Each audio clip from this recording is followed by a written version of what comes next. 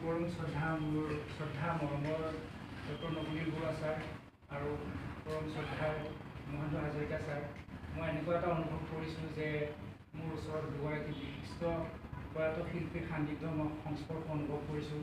প্ৰথমটো হৈছে স্বৰ্গীয় ৰুদ্ৰ বৰুৱা ছাৰৰ সান্নিধ্য বৰুৱা ছাৰৰ সংস্পৰ্শৰ পৰা পাওঁ, আৰু দ্বিতীয় হৈছে ডক্টৰ ভূপেন হাজৰিকা ছাৰৰ যিটো সান্নিধ্য, তেখেতক লগ পোৱাৰ সৌভাগ্য হৈছিল মোৰ।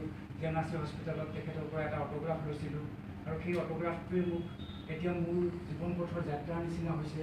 আৰু বৰুৱা ছাৰে যিটো কথা কৈছিলে যে নিতুমণি শইকীয়া ছাৰৰ এটা প্ৰগ্ৰেমৰ অনুষ্ঠানৰ জৰিয়তে ছাৰে খুব কম দেখা যায়, তেখেতক সেই প্ৰগ্ৰেমটো চোৱাৰ সৌভাগ্য হৈছিল মোৰ। আৰু তেতিয়া অনুভৱ কৰিছিলোঁ তেখেতৰ প্ৰতিটো কথাবিলাকেই কিবা গানৰ নিচিনা এনেকুৱা লাগে, যে কথাবিলাকতেই যেন শব্দবিলাকৰ মাজত গান জড়িত হৈ আছে। আৰু এতিয়া কথাটো হ'ল, মই এটা আশা কৰিছোঁ মোৰ মনত, মই গুৱাহাটী প্ৰেছ ক্লাবত বৰুৱা ছাৰৰ সান্নিধ্যতে তেখেতৰ হেৰিতে মই গান এটা উন্মোচন কৰিছিলোঁ, শ্ৰদ্ধাঞ্জলি গানত। তাতে 3টা গান আছিলে, 3টা গানৰ 2টা গান মানে আনুষ্ঠানিক উন্মোচন কৰিব পৰা নাছিলোঁ। আৰু সেই শ্ৰদ্ধাঞ্জলি গানটো মই এখন পূজা মণ্ডপৰ মহানৱমীত মই কমিটিৰ মানুহৰ পৰা মানে প্ৰি উন্মোচন এটা মানে তেওঁলোকৰ আশীৰ্বাদ লৈছিলোঁ। আজি এই গানটো মই ক'ত উন্মোচন কেনেকৈ কৰিব পাৰিম সেইটো মই ক'ব নোৱাৰিম, কিন্তু গানটো মই ডক্টৰ্ছ ডে'ত মই উন্মোচন কৰিম বুলি এটা আশা কৰিছিলোঁ মানে। আৰু সেইটো কিবা এটা বিশেষ কাৰণত কৰিব পৰা নগ'ল, কিন্তু তাক মই এটা পজিটিভ হেৰিত লৈছিলোঁ।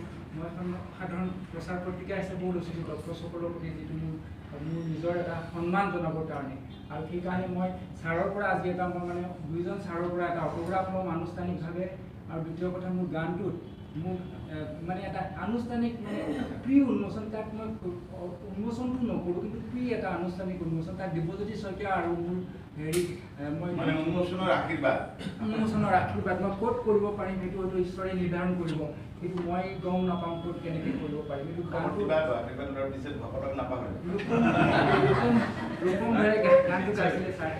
আৰু আপোনাৰ পৰা মই এটা কেৱল অট'গ্ৰাফ, যিখন অট'গ্ৰাফ মই ডক্টৰ ভূপেন হাজৰিকা ছাৰে ব্যৱহাৰ কৰিছিলে, ছাৰে লিখিছিলে সেইটো অট'গ্ৰাফ, আৰু বৰুৱা ছাৰে আপোনাৰ পৰা মই মানিছোঁ।